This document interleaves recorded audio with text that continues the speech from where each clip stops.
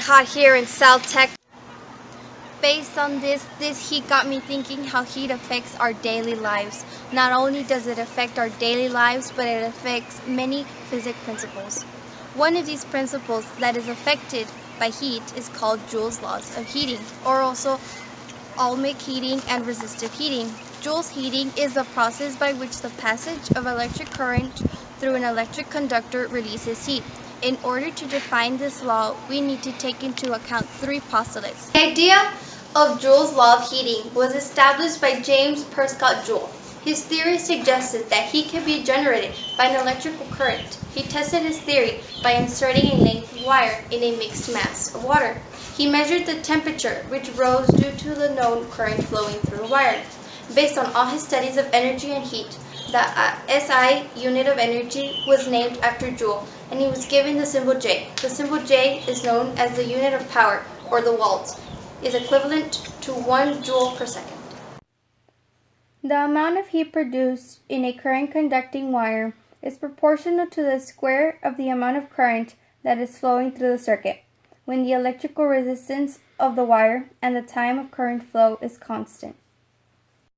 To prove postulate number 2, which the amount of energy produced is proportional to the electrical resistance of the wire, I am going to use an electric stove. The small burner has less metal, which is less of a resistance, versus the other large burner, which has more metal, which has more resistance. I am going to turn on both burners at number 3, and I am going to check the temperature of both burners. The temperature for the small burner is 239 degrees Fahrenheit, while the large burner is around 423 degrees Fahrenheit.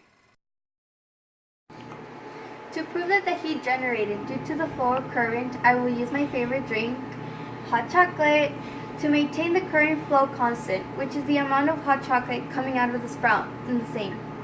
The only thing I'm varying is the time I'll allow hot chocolate to flow into this cup. I will now insert the hot chocolate. You can see the flow of current in this case of hot chocolate is constant. Hold this for 2 seconds. 1, 2. And now I will hold this for 1, 2, 3, 4, 5, 6, 7, 8, 9, 10, 11, 12 for 12 seconds. Now I will check the temperature for both. This one equals 125 degrees Fahrenheit. And this one equals 137 degrees Fahrenheit. As you can see, by allowing current to flow more time, in this case 10 more seconds, the temperature was higher dependent on time. And I select the warmest one. Applying Joule's law of heat, many devices have been invented using Joule's law of heat. For example, a stove.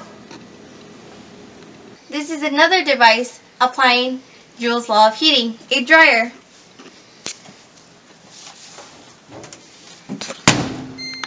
This boiler here is also an example of a device that is applying Joule's law of heating.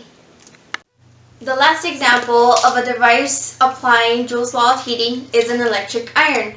Now, here's an example of how these three postulates are being merged together. If an electric iron uses 120 volts and the iron uses 50,000 joules, and if we run the iron for 2 minutes or 120 seconds, we can solve for the resistance R of the iron.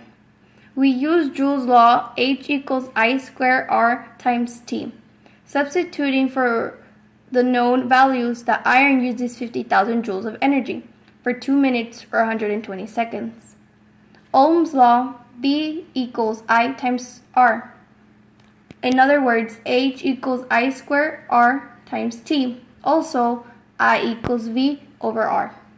So, I squared equals V squared over R squared.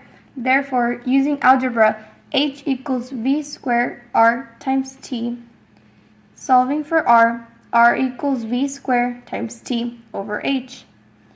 In other words, R equals 120 squared times 120 seconds over 50,000 joules. In total, R equals 34.5 ohms. I hope these basic day-to-day activities help you understand Joule's law of heating better.